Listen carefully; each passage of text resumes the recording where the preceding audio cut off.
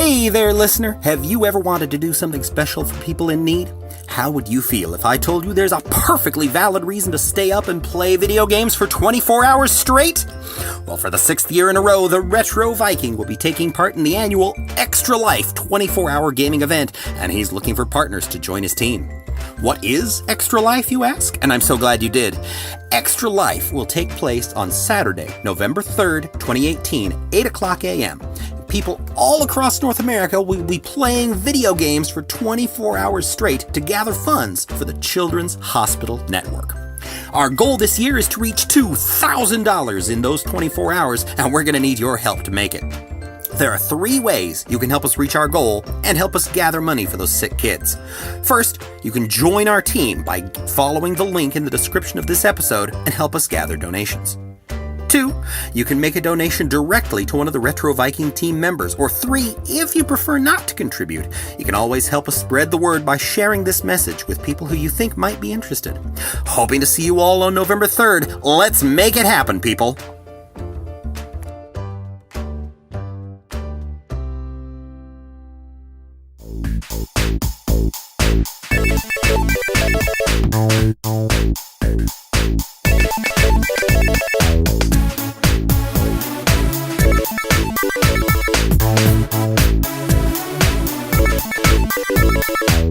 You're listening to the Retro Viking Podcast, the best retro gaming podcast on the market. Let's stream like it's 1998.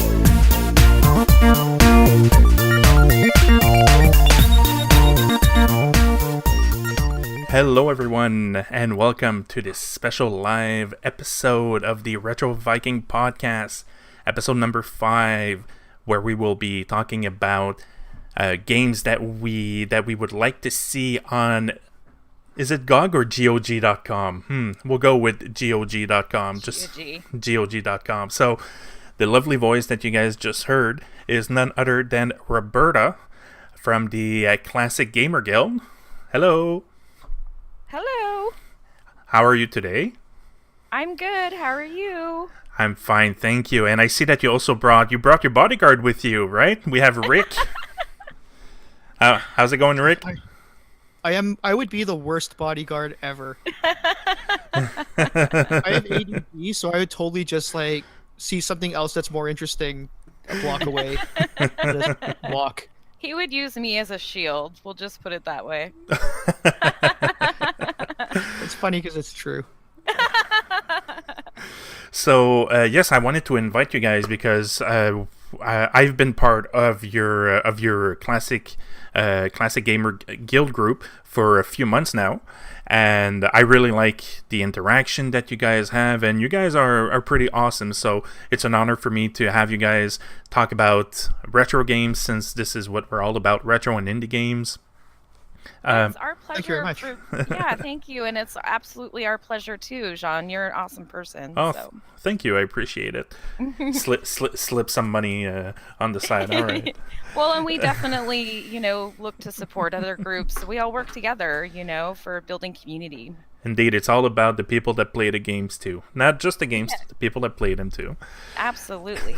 Now, just before we start going into today's subject, I just want to mention that if you guys are on the YouTube live stream video, I see that you guys are a few to be watching us right now. If you have any questions, or if when we start talking about the games, if you want to chime in, feel free to post your questions, and I'll do my best to try to go through the most interesting ones with our guests.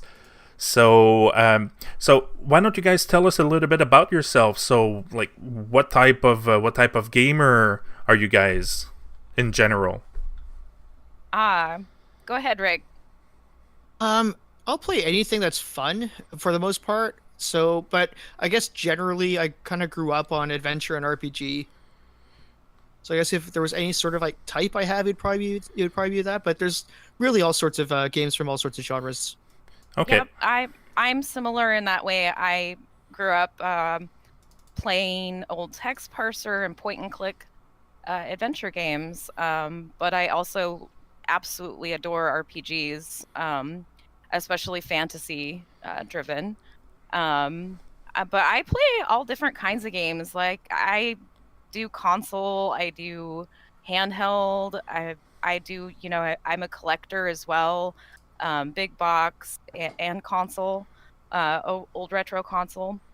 I would say I'm not too into things like flight simulations, or I'm not too like first person shooters, although obviously there's some that I have really enjoyed, but I would say those are the two genres that I'm not huge fan on. But So you're telling me you're not going to kickstart my idea of a first-person flight simulator shooter game? It depends. It depends. It's going to be really awesome. Rick, Most combat flight simulators, first-person shooters. yeah, that would be awesome. Man, it's been a while since we No, had. aren't they though? They're all from first person. They're all shooting if Yeah. it's that kind of a game. So Technically. Technically, yeah, sure.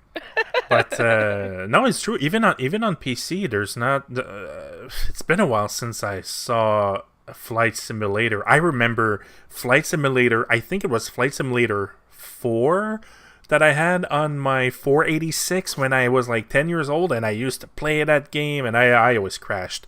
So. My dad, well, and I grew up with my dad. Like, he loved those. Like, to still to this day, like, half of the family collection is all of his like war games and flight simulators. He really did love those games. I think that's the best way to put it. They are dad games, and indeed, when you take a look at the manual.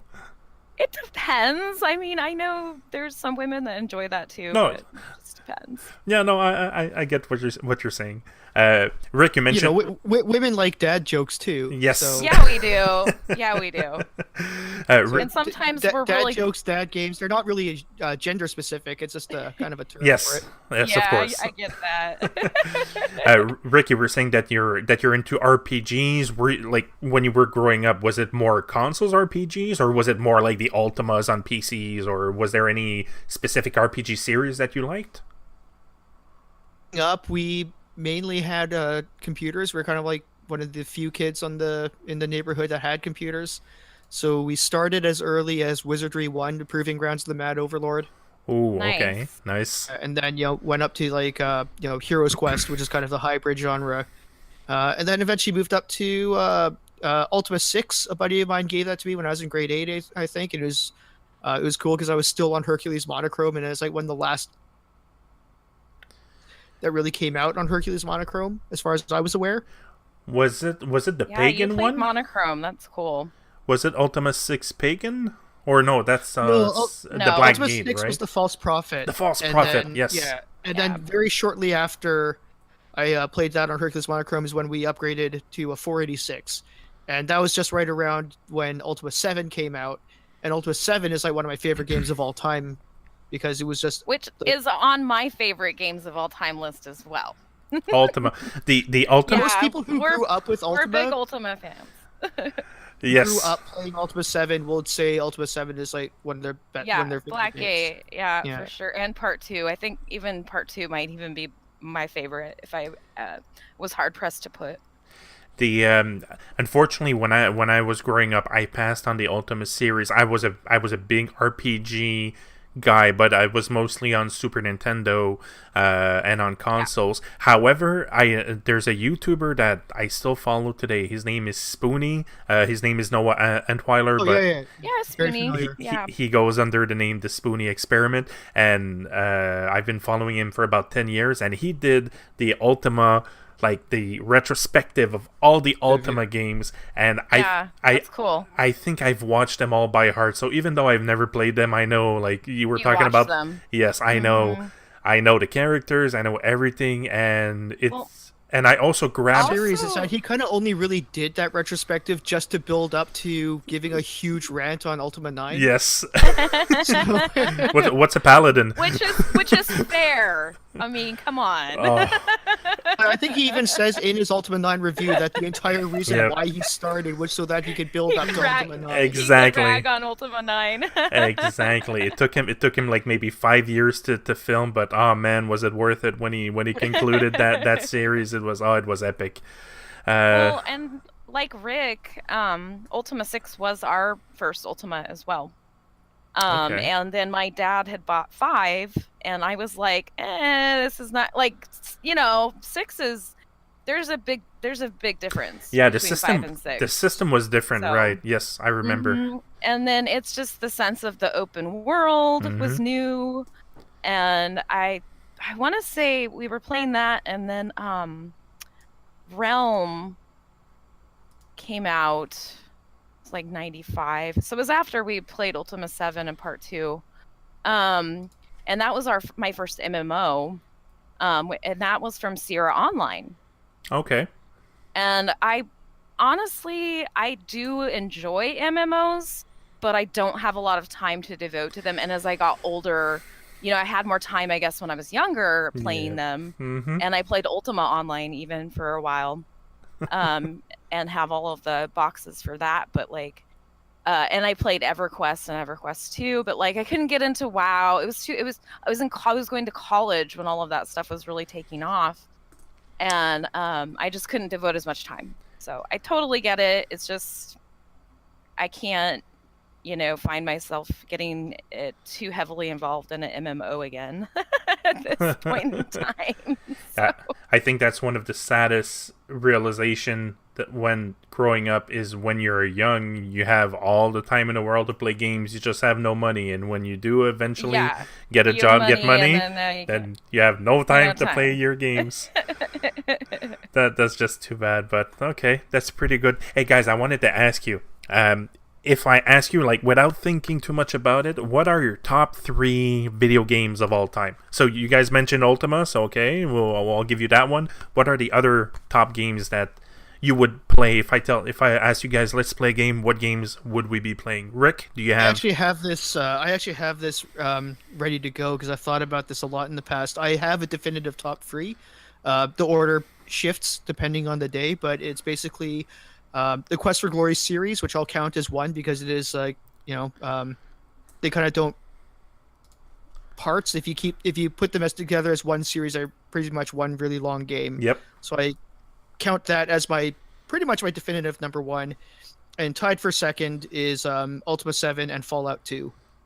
Oh, Fallout 2. Oh wow, I wasn't expecting that one. Good. Yes. I've heard a lot about that one. Oh yeah, I love the Fallout games, but my top 3 is Ultima, like we talked about, and I would also say Ultima 7 Part 2 is I love both the original Blackgate and Serpent's Isle, but I will replay Serpent's Isle hands down over and over again. I think we could probably just sort of count complete Ultima 7 as one game. We could just count as complete Ultima 7 as one game, right? One game, yeah. And then Baldur's Gate 2. Yeah. So Baldur's Gate 2. If I could say both Baldur's Gate, that would be great. But the second one was definitely my favorite of them. And I actually recently played a tabletop game that was based off of Baldur's Gate, and that was really awesome because I loved the world and the lore behind it, and it was it was so great to build the towns, and you got to choose your heroes, and the heroes are in the stories, and I was like, oh my gosh, I remember all these people. But and for replayability too, I'm like, oh, I have all of these games in Steam, I'm gonna go play Baldur's Gate 2. Well, what's the tabletop game that you're referring to? I'm just curious. It's called Betrayal at Baldur's Gate. Oh, Betrayal. Yes, Betrayal at Baldur's Gate. And there was a previous one that's Betrayal at House on the Hill. Yeah, which I own.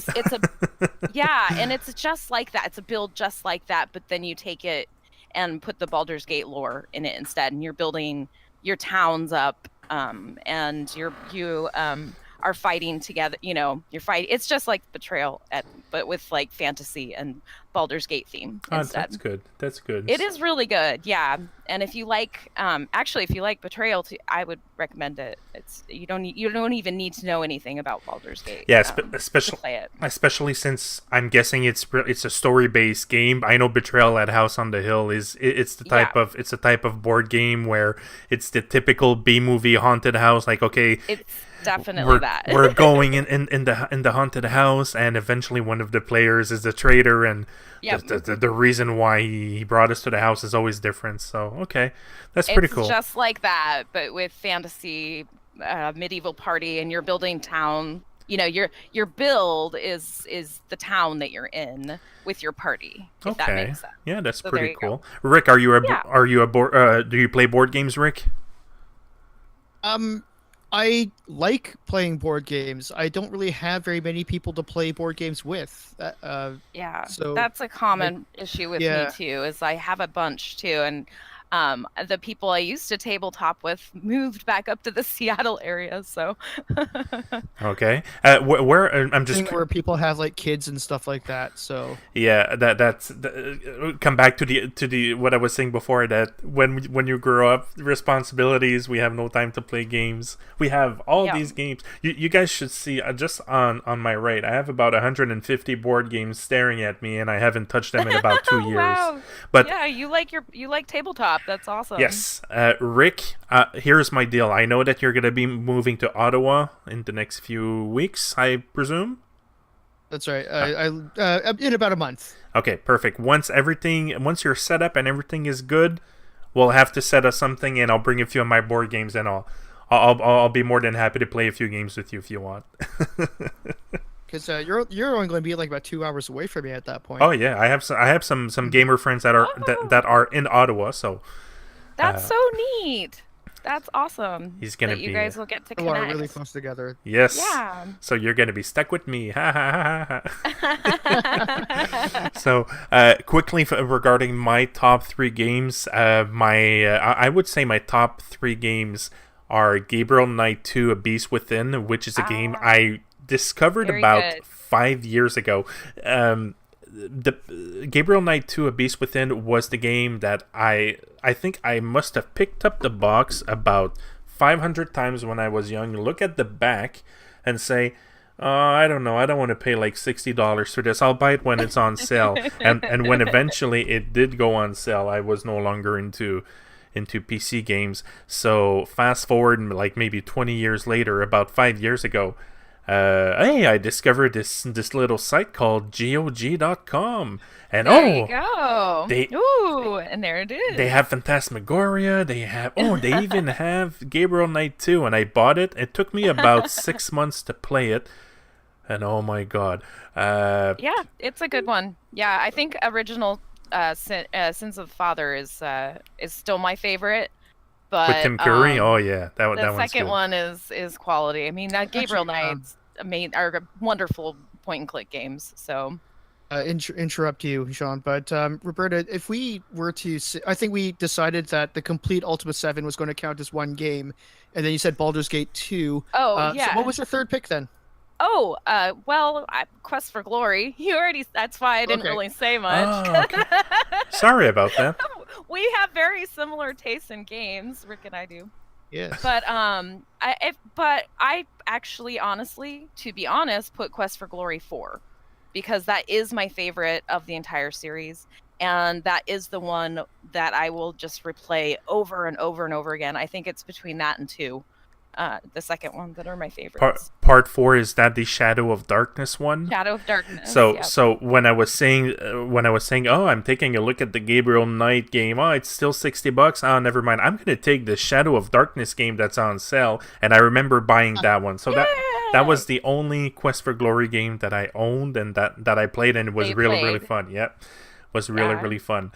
So and that's the one that's harder to find these days, other than the original Heroes Quest, because the boxes did not hold up over time.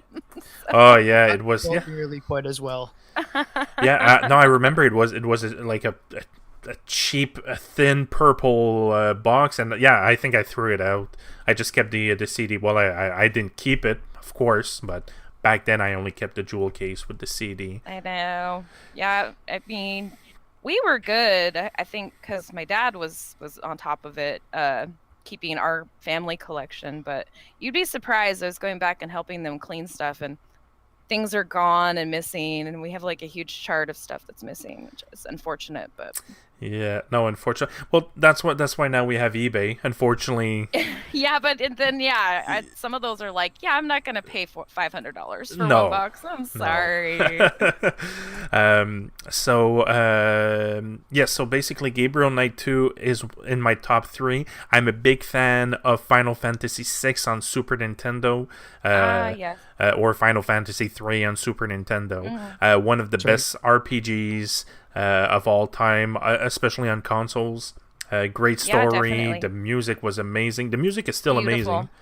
amazing. And my top game of all time is a game from 2005. So, Rick, you probably never played it. It's a game called Guild Wars, the first Guild Wars. Oh, the first one, yeah. Guild Wars was good. A lot of people have forgotten about Guild Wars. What made it amazing for me, it had a feeling of an MMORPG. You didn't have to pay a monthly fee, so you just bought the game, you had the full game. But what was really, really good is I love the customization of your character. You had to mix 2 classes. So, for example, I could create a warrior and mix it with a ranger.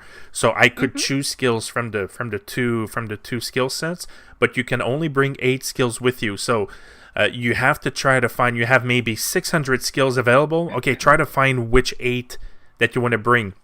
And it reminded me of the days when I used to play Magic the Gathering, when we would build these colored decks. I can see that. I had all that nostalgia feeling.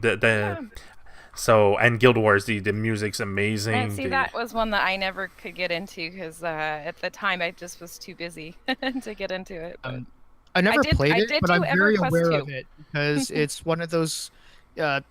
Every single thrift store ever has a copy of Guild Wars in it.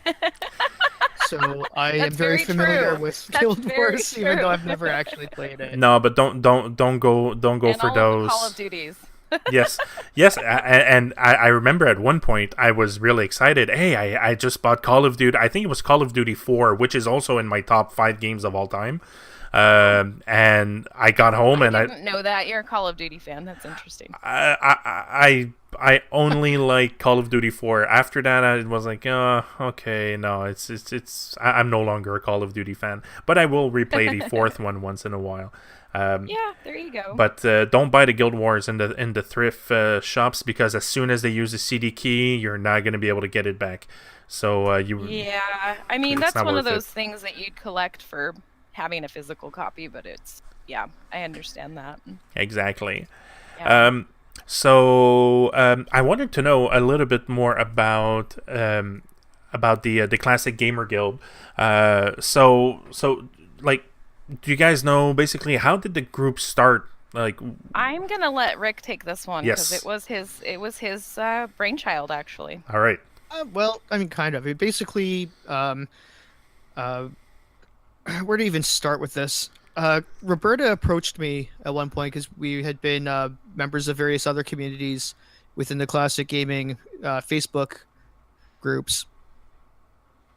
Point about an idea that she had for an adventure game convention called Conquest. And when she brought me on, we were trying to organize, and she ultimately decided to put me in charge of social media marketing, and which I thought was, that's great. That's something I could probably do really well, until I actually had to do anything for it, and I realized that it's actually really hard. So it is. Yeah. So I was given a Twitter account, I was given an Instagram account, I was trying to run the Facebook page. I was sort of like, well, I don't know what to do with any of this stuff. So I kind of skirted around it just by saying like, hey, you know what? Maybe for social media, what I'll do is I'll start a group and just sort of piggyback all these other groups and just kind of build our own thing. Okay. And long story short, that's basically how it started, and it just sort of evolved from there. It sort of, I brought in... Well, and it became very obvious to us that what we were trying to do was not only very tedious and time-consuming, but it wasn't working. It's just we had no community, really, to build what we were initially trying to plan to do. And kind of one by one, people were too busy. Also, the original group that we brought on to help, and then Rick had this idea, and I was like, okay, well, let's go with it. And we ended up bringing in another person who had actually done all of our art. She's a brilliant artist named Nalani Briscoe. Hi, Nalani. She had done all of our art and for Conquest, and so it was me and Rick and her that were the original admins for our group, and then it just kind of went from there. I don't know, I think we just got very fortunate too, because some people started coming into our group that it was apparent to us were not only they were great posters and good people, but really talented in other ways, and that's how we found people like Josh Koss, who does all of our banner art and did our guild logos, and also just a fantastic artist. And then Ryan Fan, he would bring like games and conversation into guild, and Jamie Retz Bosworth, who just brings in such an awesome inspiration and communication and love that we were looking for too, in community building. And it just has gone from there. I mean, it's been a year for us, and we're just floored how busy it is, how much people have a love for the community. And I realize it's just been kind of all of our work all together that has led to where we're at now. So, and that's really exciting and pleasing. We ended up kind of taking a life of its own and just sort of like evolved step by step, and we just sort of let it go where it where it naturally went. Yeah. So we originally started it as sort of like, hey, let's start it up as like a social media marketing tool for Conquest, but then it actually started to build this community. And then we and then working, the more we working with other groups too has been important for us. So and other groups, saying, hey, join guild is great, and us saying, hey, join this group is great. And just a lot of really good people, amazing, beautiful, wonderful, talented. We have so much talent. In our group too, artists and game developers and musicians, and it's like Rick just started this weekend con thing, and it's like I'm floored at what people are sharing, like what they do or what their art or passion is, and it's amazing. I'm amazed by the people that have kind of joined us. I really respect the your vision as to not just thinking about ourselves, but thinking about others that love the same thing as we do. I kind of share the exact same vision as well. And that's one of the reasons why I think you guys are so awesome. I think thank you, and we encourage that too. I think that's a huge part of guild at this point, is that heart and that family and that connection and us supporting one another and what we're all what people are trying to do. And because like I said, we sort of it kind of took a life its own. We just sort of like allowed it to grow into what it became naturally. So it started out as sort of like a promotional tool, and then it became a community, and then it became sort of like this some of this as the community grew, it kind of took on the identity of being this place of positivity, and to cut out a lot of the negativity and toxic groups environments. There's everywhere. There's no toxic environment on Facebook. What are you talking about? No. Not lately at all. Now, and lately now it's kind of taking shape that we wanted to sort of actually be step up from the community and become a community that supports independent games and designers and artists and all that sort of thing. So to actually turn it into just sort of being this Facebook community group into something that actually has a positive impact on the independent gaming scene. Definitely. And again, another reason why I love you guys so much. You're saying that, and it's exactly the same thing than what I'm trying to accomplish as well. Trying to work with indie producers, trying to provide them with exposure,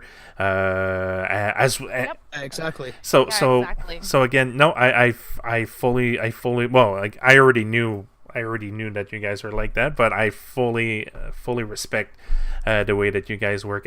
And again, from my end, I joined about a month or 2 months ago, and so far I've been having a blast with people posting as well as seeing if I can compare the group with other gaming groups, I see a lot of immaturity in different groups. I'm not gonna put any names because anyways we don't have time for that. Yeah. But I've never felt disrespected in the group, and I've always, I love the aura that the group has, and I think you guys did a great job regarding that. To keep in mind is that the other thing to keep in mind is that we saw in you came into our group and you actually became like a big part of our community. You were very involved. You made meaningful posts and threads and stuff like that. So we, when it comes to that, we greatly encourage and support you promoting your own group, and sort of like, coming to us as sort of like, hey, a group that I'm starting, if you guys are interested. And, we're totally fine with that. A lot of people who start their own groups, they just come right away. And the first thing they do is stuff and leave. Yeah, they like post a link and say like, "Hey, here's my group. See you later, guys." Yeah. And we're like, yeah. No, you're definitely part of our community at this point, John. And thank you. And however we can help support your podcast as well. I mean, we're on it right now, saying, "Yay, join the Retro Viking." Well, again, thank you guys for all your support. It's very appreciated. Which actually brings me to the next question I wanted to ask you. So, Rick, you mentioned that the group started a certain way and now it started to evolve. Like, where do you see the group heading? Do you have any special plans in the future for the group? Any special projects? Well, like I said, the where we are right now is we want to use this as sort of a way of highlighting and supporting the independent scene or the artistic scene. So, some of our group members are artists.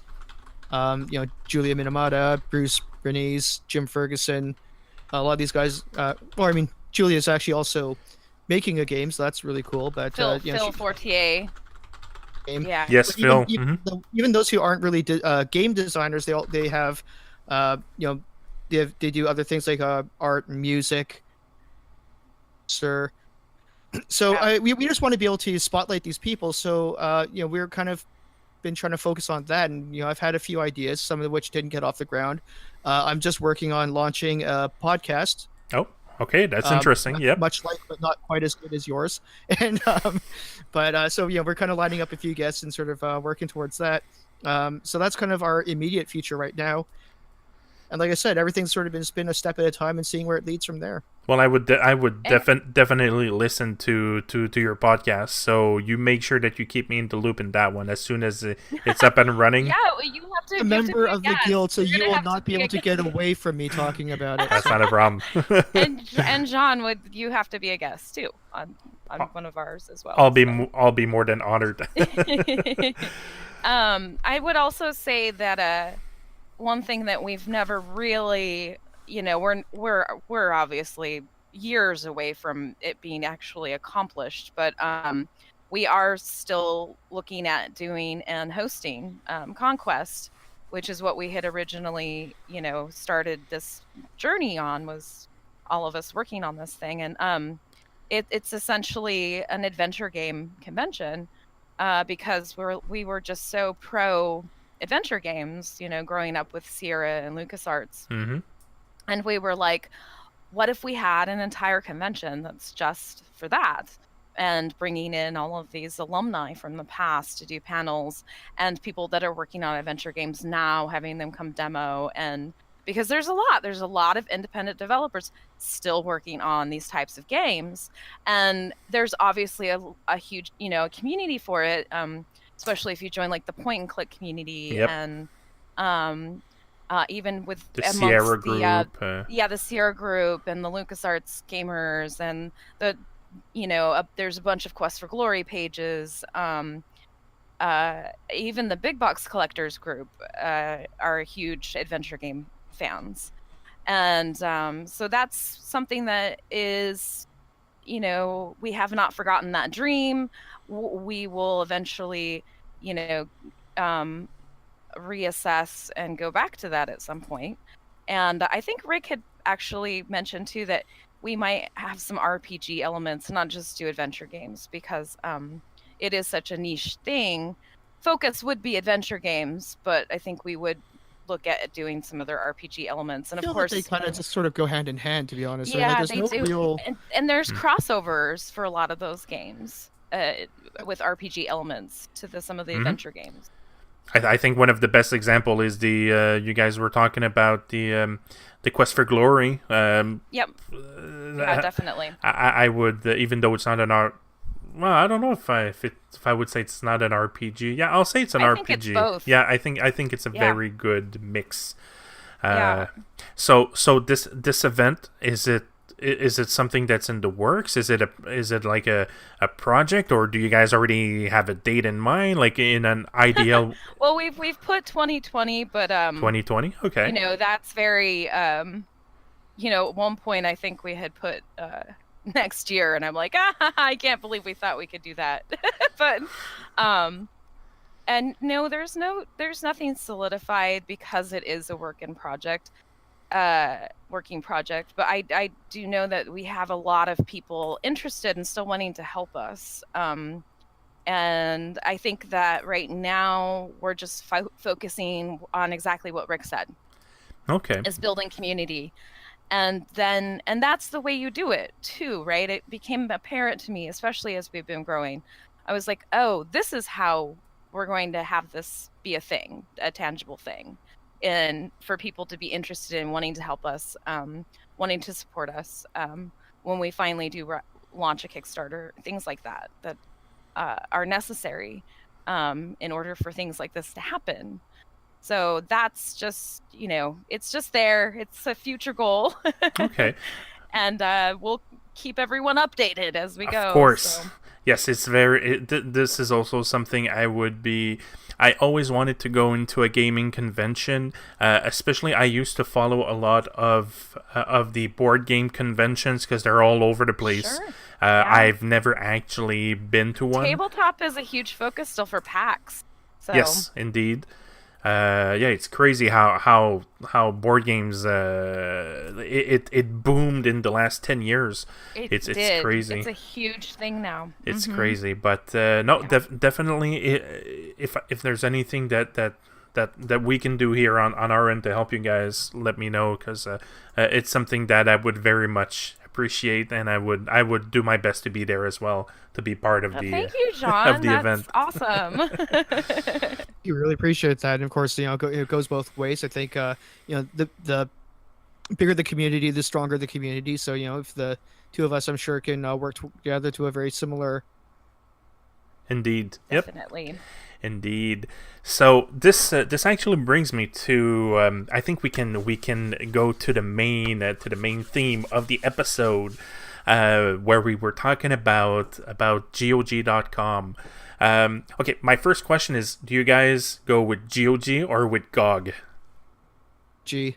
I've called it GOG, but I think it's more correct calling it GOG, because it stands for what does it stand for? It stands Good for old games. Good old games. Yeah. So if you're going the acronym route, it would be GOG. GOCOM. Okay, so if I would ask you on the top of your head, and I might already know your answer based on what you answered previously, but what are the top 3 games that we can find on GOG.com right now? Ultima, that we can Fallout, find. no, that you can find right now. So if I need to purchase 3 games right now, what are the 3 games I need to purchase? Just people in general, like Yes. I mean, Quest for Glory series, Mm-hmm. Ultima 7, and Fallout 2. My top 3 games. There you go. See? Why not just go with that? You can buy. They have a good Fallout package. Yeah. Yes. So I would recommend that if you, especially for people that have not gone and played any of those games, they have all of them available now. it just so happens that my top 3 games are on GOG, so that was really simple for Yes. There me. you go. See, somehow I knew. It's my mentalist aspect. I told you guys I used to do magic. I knew already That's that right, you see. Ooh.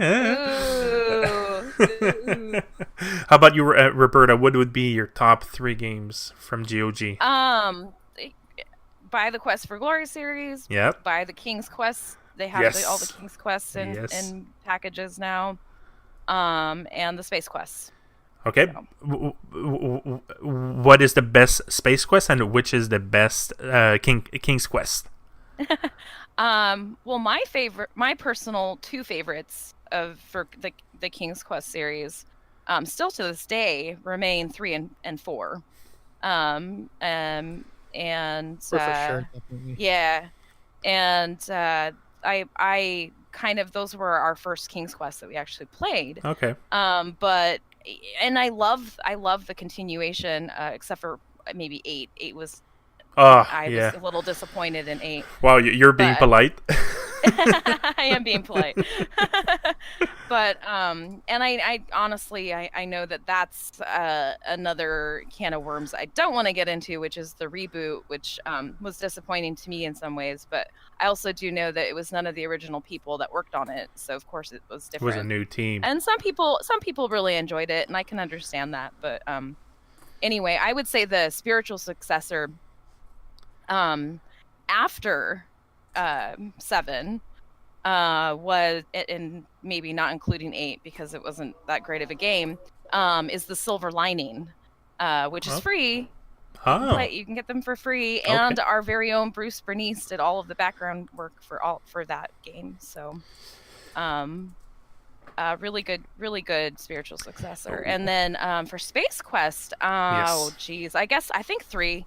I think 3 is my favorite. For sure, 3. Yeah. See, I'm also a big fan of 5.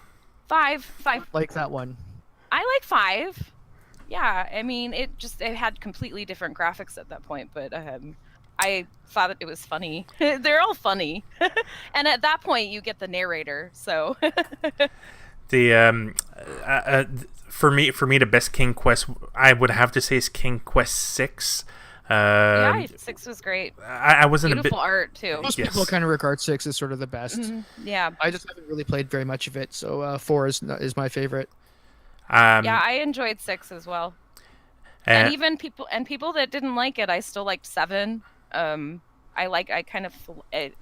think that people didn't enjoy 7 as much because the art deviated so much. I believe from 5 and 6. I believe it's the same company that did the animation for those Lynx CDI games. I've read that somewhere. So, yeah. Very Disney looking. Yeah. Yes, very Disney looking. For Space Quest, my favorite was Part 4 with the Energizer Bunny. Yep. that lasts I get about. That. No, I can understand that too. That was a good one. You see him about 2 minutes. And actually, the atmosphere for that one is really good. Yeah, it was crazy. Yeah. I actually thought that it was really my favorite part about 4 really is just like the cool idea of the fact that you can visit these sequels that haven't happened yet. Right. Yes. Because you're time I think travel. it's really Yeah, that was. took the time travel to like a in a very uniquely Sierra way, just sort of like, you're going to Space Quest 10 now, and then you go back to Space Quest 1. I think that was just really the really perfect way for them to handle time Really travel. fun Easter eggs. There's fun Easter eggs in that one too. I remember. We have laughing. we actually have somebody on the chat. Jude Gore mentions that the games that Jude would get is anything that ends with the phrase "Quest Collection," which is Hi, Jude. That's actually a really good way to do it. Yeah. Jude's one of our awesome members. Hi, Jude. hello, Jude. Jude Sorry, also that was a horrible joke. I feel bad about that. Jude mentions the new King Quest was good for what it was, but didn't feel like King Quest. So, and I think that's also the general feeling. That is the general opinion, I believe. And Jude also says that King Quest 6 is the best one as well. So, okay, yes, all right, you just won some brownie points on my end. All right, so and also sort of add on to that in terms of the quest collections. There is they don't really fall into the quest format of titling, but the Laura Bow series is actually one of my favorites of the Sierra catalog. Those are some of my favorite games, and I had always wanted more, especially at the second one, and I was like, no, there's no more, but I was Laura for Halloween a few years ago. So. Oh, wow, nice. We know that those are definitely some of our favorites. I originally skipped on the Laura Bows. However, when I discovered Pushing Up Roses on YouTube, she's always talking about those games, and she actually did some playthroughs. Sarah's really good, awesome. Yeah, yes. She's really cool. And does a lot of those old adventure games, and I love that. Yes. So. I'm a big follower of all of her work, and I remember when you posted your picture of the blanket. I sent her a copy on Twitter, and she was like, "I need this. I want one." My life. Get her and kill, John. So just before we go into the into the main theme for today, I just want to take a few moments just to talk about, there's a special event that's coming up in about a month from now on November 3rd. It's the Extra Life 24-hour gaming marathon, and I know I already mentioned it on the classic Classic Gamer Guild, but basically it's a 24-hour game day, so you can play board games, video games, and the reason why we do this, it's to collect funds for the Children's Miracle Network. So it's for sick children, and it's going to be my 6th year that I'm going to be doing this, and I'm trying to. That's amazing. I'm trying to get to my to $2,000 raised for the kids. So and if unfortunately I cannot do this alone. So if there's any listeners that wants to join the team, I'll make sure to post a link. If you guys want to take a look, it's for a great cause. And it's really, really fun. Yes, and definitely keep that promoted in our group so that other people can join in on that. You can be sure that on November 3rd I'll be posting my live stream. I'm going to be streaming 24 hours, so I'll make sure to let you guys know if you guys want to also drop in, play a few games or something. Great. So okay. Is there anything we can do to help you with that? If you can help me spread the word, that would be perfect, which I know you guys already do, so, it's very appreciated. So, all right, my question for you guys, and this is the reason why I invited you on the podcast. I was reading a post. Rick, you made a post that you were going through your list of games on GOG.com. And correct me if I'm wrong, but you probably have like hundreds of games on GOG. We all have hundreds of games on GOG. I am at I can't remember the exact count, but I'm about a handful away from 300 on GOG. Yeah. I'm about that too. All right. Yeah, I think I'm about 200 on GOG and like 865 on Steam. It's crazy. I hit 200 on GOG and I said, okay, that's all. I'm not going to buy anymore. Yeah. I've said that a few times also. Until my wife said it, you're not going to buy anymore. I'm like, oh yes, honey. So that's when I stopped buying my 20 game bundles at $5.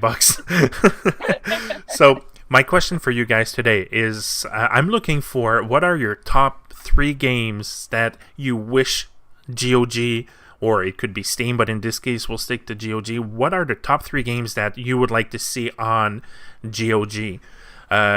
So Rick, I don't know if you wanted to start. Let Roberta go first on this one, because I know that we have the same pick. So we have a same pick, and actually I'll just say it first, even though I don't think I had listed it. But anyway, Blade Runner is probably between. I mean, both Rick and I had said that. Okay. And it's a beautiful game. It still holds up even to this day. I think it came out in like 1997, and it is basically you're playing Blade Runner. I mean, you are in the world of Blade Runner. You play another runner, not Deckard. It's a different character. And the graphics are beautiful. The music is beautiful. The atmosphere, the puzzles. It's just a beautiful game, and it's just a shame. It's just a real shame that it's not available for other people to play it. And so that would be, I think a huge pick of mine for it to be re-released or maybe even remastered and released. I think one of the great things about that game too is that it actually takes place like concurrently with the movie. Concurrently, yeah. Like it's not part of the movie. It didn't try to follow in that footsteps, but it just sort of happens kind of off to the periphery. Occasionally there's a couple of characters that you run into. They're not like quest characters, but they're in there and you're like, so things about that game too is number one, it was like one of the last really great point and click adventures for a little while before the genre sort of revived. Yep, I agree. Mm-hmm. It eventually did, but the great thing about this was, another thing that Roberta and I have in common is that Blade Runner is one of our favorite movies of all time. Yeah, and I think it was really mind blowing for me to play this character and to actually like go to these places that appear in the movie and make it exactly as they do in the movie. So it's just I don't know how they. You're in the same car. You're in the same vehicle that Deckard is in all the same movie, places. And, it's incredible. So it's the same world, and I'm taking a look right now. It's very steampunk. You see the same places. Yeah. You're going to the same businesses, and it's just Okay. Yeah. No. It actually looks pretty good, and I actually have a copy of this game, and I've never installed it. So I guess. And now we're in the strip club, and I'm watching a stripper that's dancing. All right. That was a hard one. Anyway. So curious though, like does it run properly if you have a copy of it? Does it run properly on modern machines? Maybe Roberta, do you? No. You have to have at least Windows 98 or below for it to run properly. I actually recommend Windows 95, and we played it on one of my friend's old systems builds that he had built previously, and it's still, even then it took some finagling. I would say if you have an older laptop that has Windows 95 and 98, it should run okay. I would totally play Darkseid if that's the case. Yeah. Oh, Darkseid. I should have put Darkseid on the list. Oh, Darkseid. Oh man, I forgot about Darkseid. So Rick, did you have anything that you wanted to add on Blade Runner? Any memories? Yeah, I'm good. Not really. I just remember sort of at this point and click adventures were kind of dying out. So this is kind of like a last hurrah that really showed like this is how awesome it could be. Yeah. Yeah. And it was Westwood Studios, which I, was really sad. That was another studio I was sad when it went down. So because so many good games have come from Westwood. Okay, now that's pretty cool. Now, unfortunately, I was all excited. I was about to say, I think I'm gonna install the game. And I'm going to play it, but now, of course, I have Windows 10, so it's not going to work. Yeah. Yeah, and that compatibility mode does not work. It doesn't. Mm-mm. Yeah, unfortunately. So GOG, please get Blade Runner, because, I want to try it now. So my first pick is actually, it's a weird one. I actually chose the Hoyle's Book of Games, Volume 1. Which it's not a weird pick. That's actually really good. No, that's a good pick. Yeah, that's not weird at all. so for those that don't know, and this is the part that I wanted to see. For those that don't know, it's basically you play cards, you play there's cribbage, there's gin. I'm trying to remember by heart, Crazy Eights, Old Maid. So you have all these card games, and as for the ones that are on the live stream can see, the people with who you play, you have King Graham, you have Roger Wilco, you have like all these Sierra characters, you have Larry that's there, Princess Rosella. That was the best part about the first volume. It's like you got to play like you're actually playing as with and against. And they say funny things too. Yes, I remember. Yeah. By the way, where's this dog from? I have no clue. I'm not sure where the dog's from. I know there was there were the dogs, and there were like 3 kids that they weren't that good. The one that struck me when I was researching is the old man in the Lorabo Colonel's Bequest. Yeah. So it's a colonel. So I was, oh shit, he's in there too, and oh no. Yeah. So I remember King Graham, Roger Wilco, and I think Larry also. I knew. Larry. And the other ones I thought, okay, they're cool characters. I didn't realize how big the Sierra universe was. I think there was. I really like to play it now because I'm pretty sure if I go back and play it, I'm going to recognize a lot more characters than I did when I originally played it many years ago. There's characters in there too from some of their educational games, like Mixed Up Mother Goose and EcoQuest, and there's another one where it was like they're less familiar characters, but I think at the time too the Hoyle games came out encouraging also children to play. Cassie, hello, I'm Cassie. Do you like to play cards? So I don't think Cassie was. She was one of the little kids. Oh well. Yeah. So definitely, and the games. I remember my dad used to play this, and he wasn't a big gamer. Like he had no clue who this character was. But he liked card games. Yes, and he actually taught me when I was young. He taught me how to play hearts, how to play gin. So. There's all these games, and they're still playable. I mean, anybody can play cribbage. So definitely the Hoyle Book of Games Volume 1 would be one of my picks. I would pick that too. It's a good one. I am even going to say that I would probably never play anything other than Hearts and Cribbage, because those two are the best card games ever made. Indeed. All right, so Rick, did you want to go for the second pick? Yeah, I mean, I guess it's more of a series than any one particular entry in that series, but I happened to notice a little while ago because I was actually actively looking for it, and they do not have any of the MechWarrior games on GOG right now. Oh, yes, the MechWarrior. And I think that's a glaring omission. I think they have a few kind of similar such games, but the MechWarriors are just iconic. Like, they are... I remember being a kid, and, a friend of mine was the only kid on the block that had, or in the neighborhood rather, that had the original MechWarrior, and I would just find any reason to go over to his place to play MechWarrior because he was just amazing. It was just mind blowing. It just got better as the series went on. I recall I got back into PC gaming in about 1994, 1995, and I remember buying a lot of PC Gamer magazines and seeing some MechWarrior 2 ads all the time. I think it was like one of the best ones too. I'm taking a look at the gameplay now, and the graphics are they're still looking good. I mean, they're 1995. Actually, oh yeah, no, they really hold up. I actually played MechWarrior 4 not too long ago, and I did not realize that it was actually like a long time ago now. They have MechWarrior Online now, too. Yes. Yeah, I heard about that. I don't really do MMOs very much. I believe it's an MMO. I'd rather go back and play old ones. MechWarrior 2, there's actually 2 MechWarrior 2s, because the original MechWarrior 2 was basically kind of just mission by mission, here's your mech.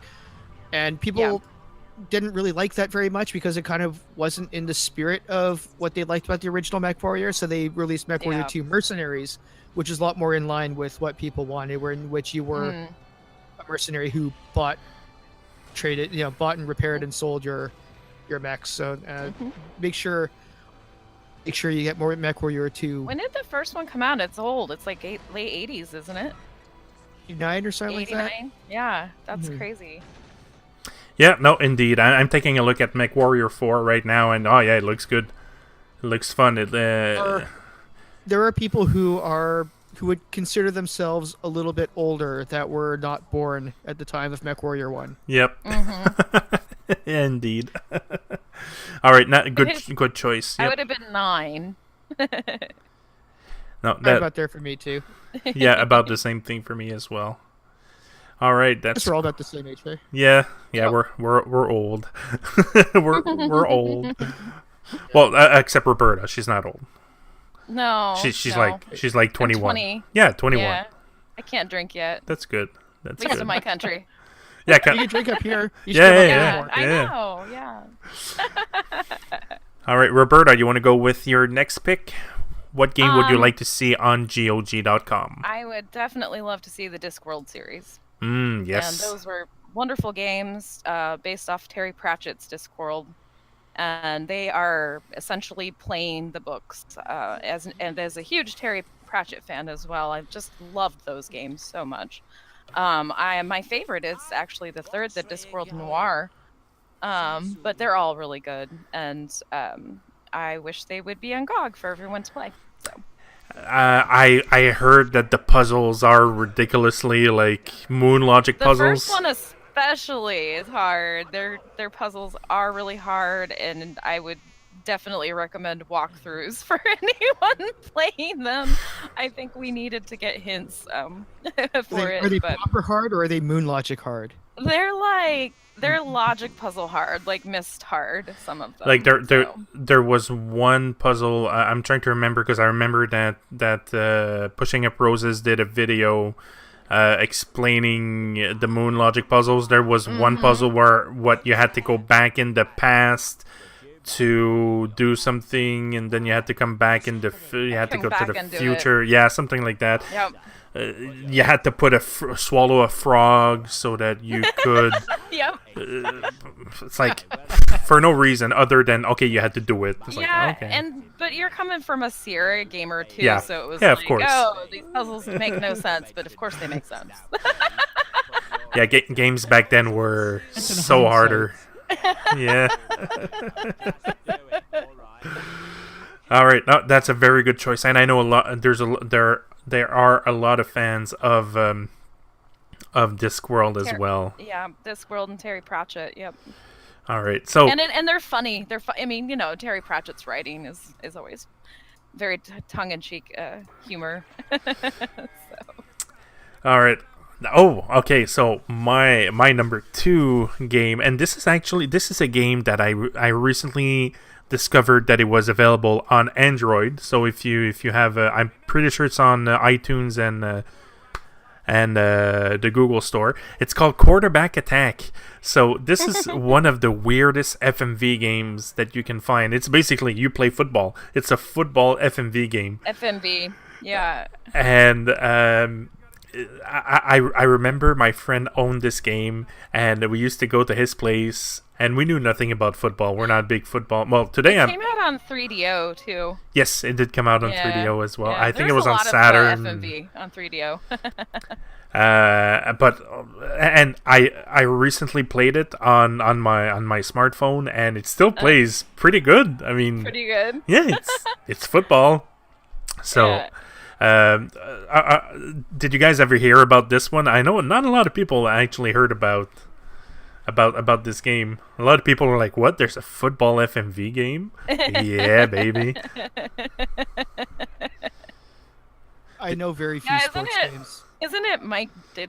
Ditka, yep. Yeah. Mike Ditka, yep. He's in it, and oh my god, I'm reliving so many memories. So I'll have to watch somebody do a playthrough. I never played it, so.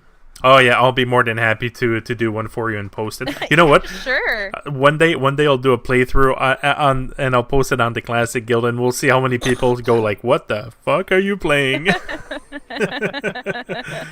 So that was my number 2. It was Quarterback Attack. There you go.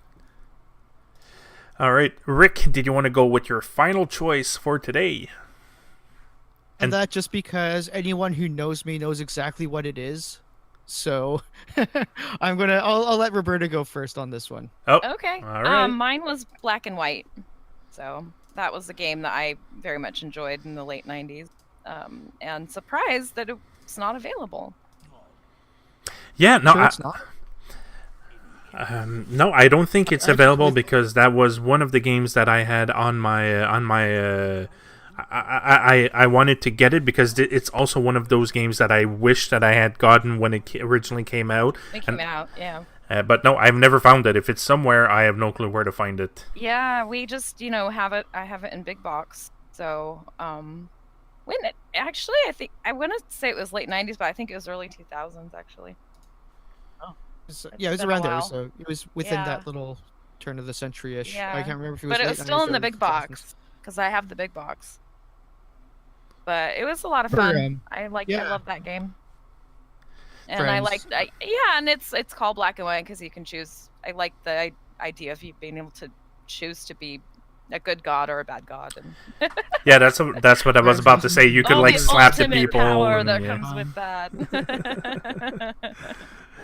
Yeah, that's pretty cool. And again, as soon as that one is out, that's one of the games that I would love to be able to stream and share with people because it was one of the classics. Absolutely. Back Absolutely. back when it came out. I know that everybody was talking about this game. It was like a god simulator, and there was a huge hype and a huge buzz around it. So Yeah, that's why I'm kind of going, how is it not up on Steam yet? But there you go. I'm guessing it's licensing or something.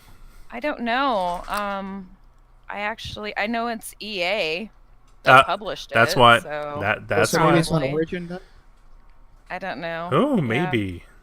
Oh, Yeah, that's true. We'll go take a look.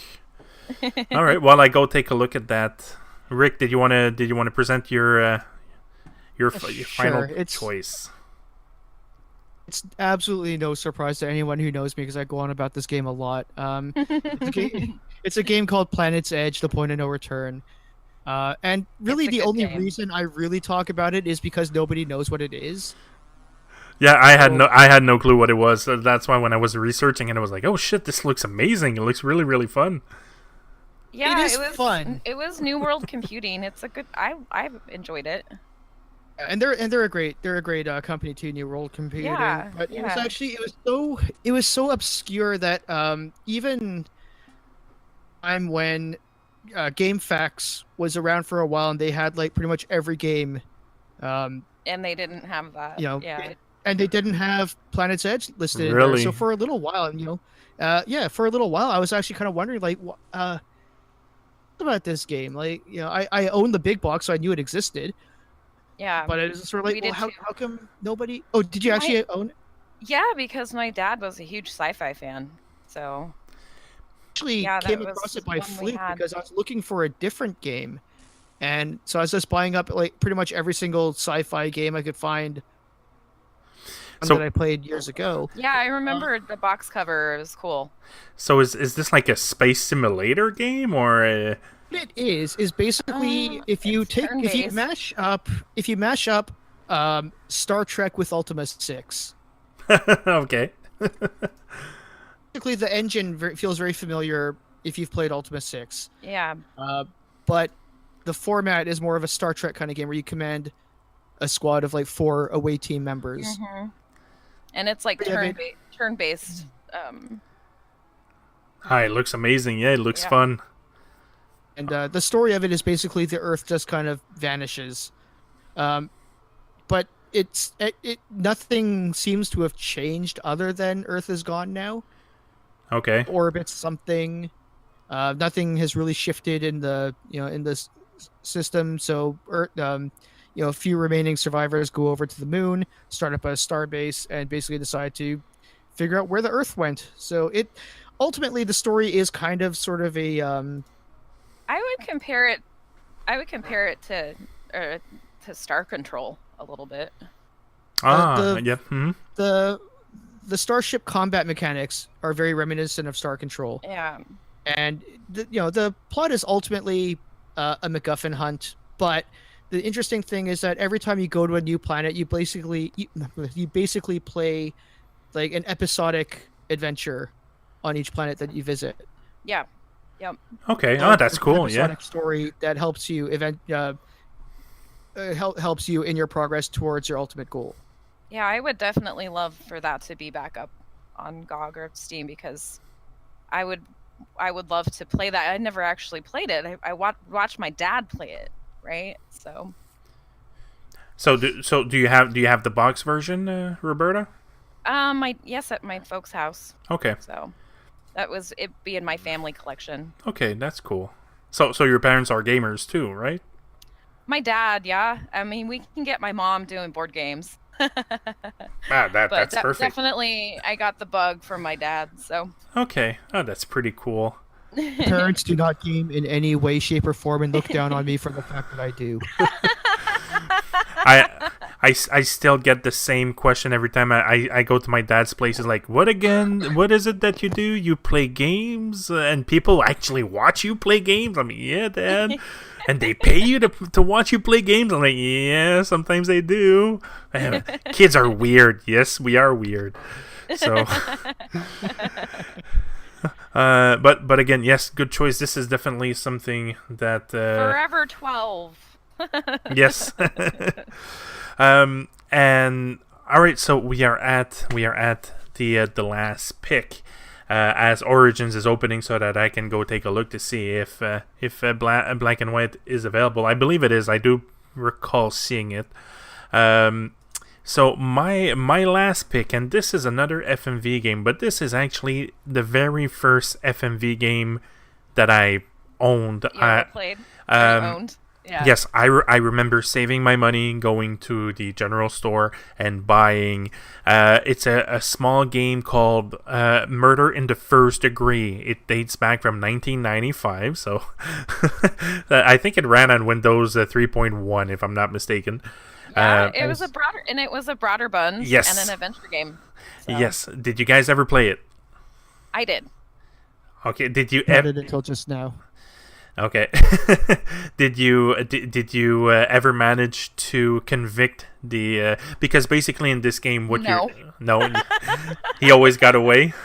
He always got away. That would be. See, this is another one I would love to revisit. So a sequel for this called Murder in the Second Degree.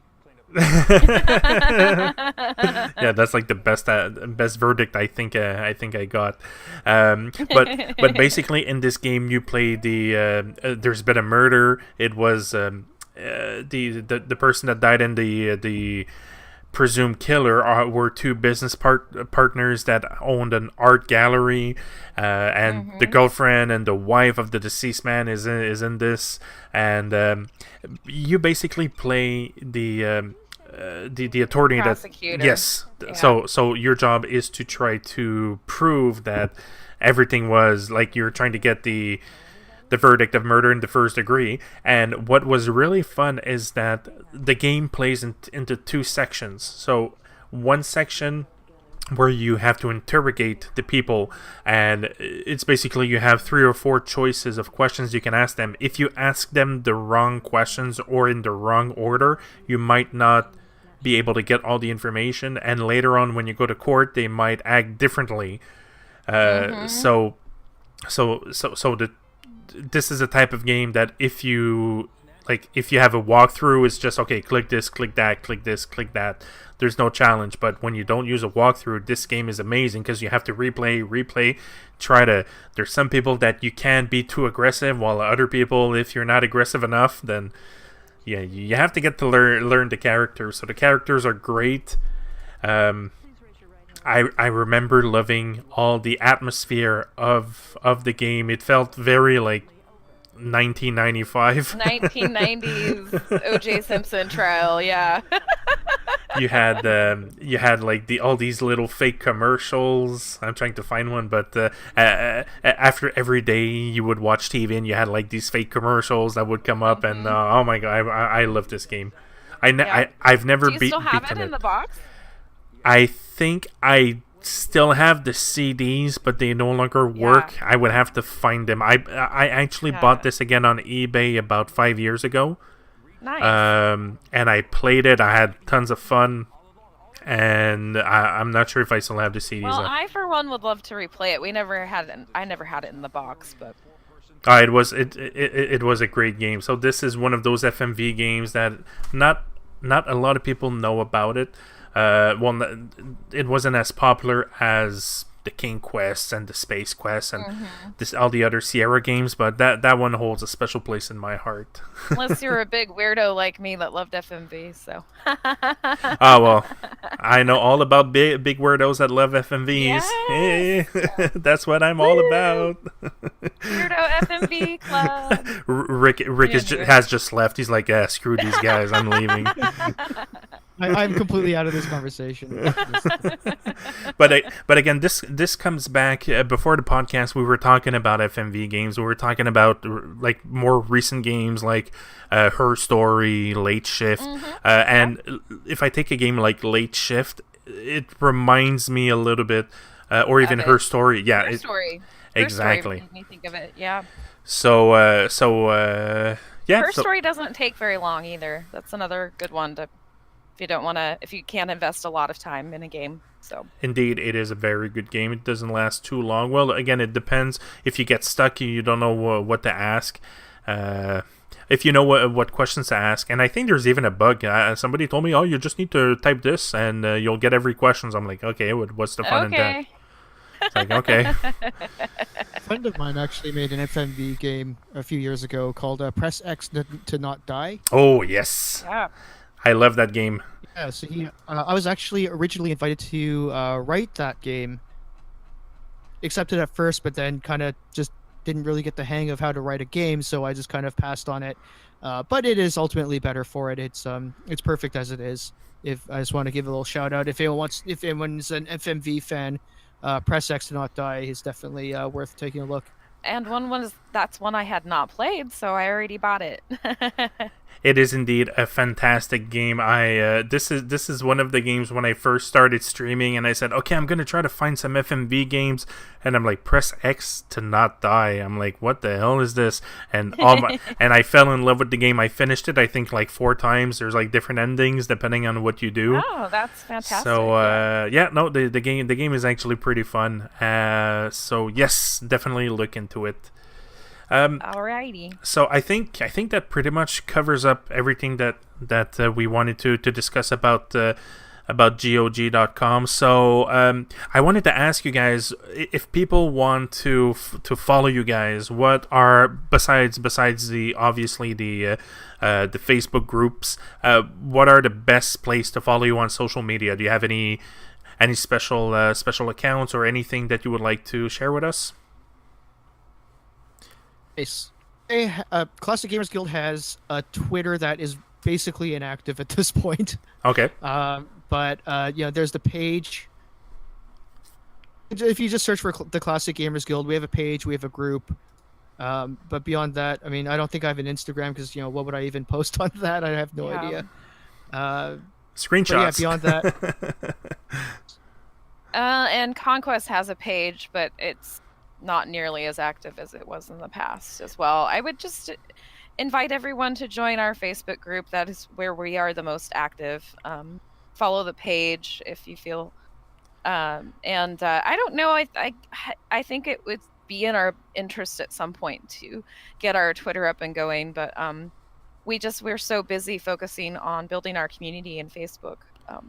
It's been kind of difficult for us to take time to pursue other social media aspects at this point. So. For me personally, I've managed to get in touch with a few artists via Twitter. So maybe my suggestion is, once you guys are starting to look for people to invite to the convention, that's probably when you're going to want to. Oh, yeah. And I absolutely know that already, because there's some artists that aren't even on Facebook, or they have an account on Facebook, but they don't use it. But they are active on Twitter. So, yeah, we are very much aware of that. Okay, that's pretty cool. So, did you guys have any final thoughts? Any people that you would like to?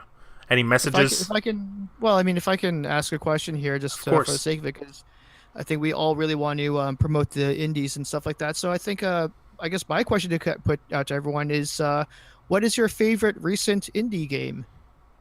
Ooh, that's a good one. Favorite recent indie game? I think one of my favorites would have to be Hero U, from the awesomeness of that is Lori and Corey Cole. For sure. Obvious one, yeah, for sure. Yeah, I mean, I love that game, and I haven't finished all of it, but it's just great. It's, point and click, and just has a lot of nostalgia tied to it, and the setting, and it's essentially like you are going to the university to learn to be a hero. So, and then another favorite of mine is called The Last Door. And actually Nalani from our admin team had shared that game with me, and I had not played it yet. And it's fantastic. It's pixel art, so kind of that old EGA style art, but the music and the setting, and it's like you're in a Lovecraft or Edgar Allan Poe world all mixed into one. Okay. I encourage anyone that loves that genre of game to play it too. It's just so good, and there's just so, I mean, it got me. There was some jump scares for sure. So is it A Last Door Sickness of Saints? It's called The Last Door. ALASTOR? Last Door. Last Door. Oh, okay. LASTDOOR. Okay. Yeah. Okay, sorry, I wasn't looking at the right thing. That's why I had like this big Cthulhu alien that was like, no, shit. No. What is she making me watch? No. Oh, Ryan Fan just came in and said, "What's up?" Hi, Ryan. Hey, Ryan, how's it going? Yes, you actually stole part. You stole my thunder when you talked about Hero U. I was about to say that. Yes, you did. Thank you once again for putting me in contact with the artists that worked on the game.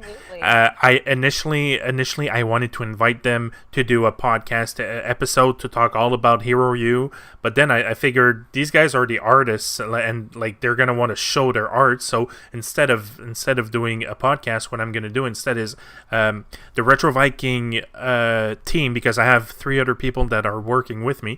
We are working on releasing a monthly magazine that should be coming out probably early next week. Fantastic. So next issue for November, I want to focus the issue on Hero U, because yes, I did get a key from you, Roberta. Thank you once again for. Thank you for volunteering to do this for us. So. Well, it's a pleasure, and I booted the game, and it looks fantastic. I just need to find time to play it. Lots of podcast recording and not enough time to play, but yes. Yeah, and that's definitely one that takes a while to play, and there's replayability with it, so that is something that you could spend months on. Hyperlight Drifter. Ryan says Hyperlight Drifter is a gorgeous Zelda on steroids indie game. So I will have to look that one up. That one looks pretty good. And how about you? Rick? What is your favorite indie game? Obvious by now that the Hero U is kind of the entire reason why I brought this up in the first place. So just to give them a shout out, Hero U is obviously really good. I guess if I threw a few more in, there's I guess it's kind of older now, but Quest for Infamy. Really good. Snail Trek. Yes. Really good parser playthrough thing. I think it's like 4 episodes or something like that. Anything by Wad Jedi. Yeah, Unavowed. The new Unavowed looks amazing. I've not actually played through it all yet. I'm actually myself, looking. But anything by Wad Jedi, I'm a big fan.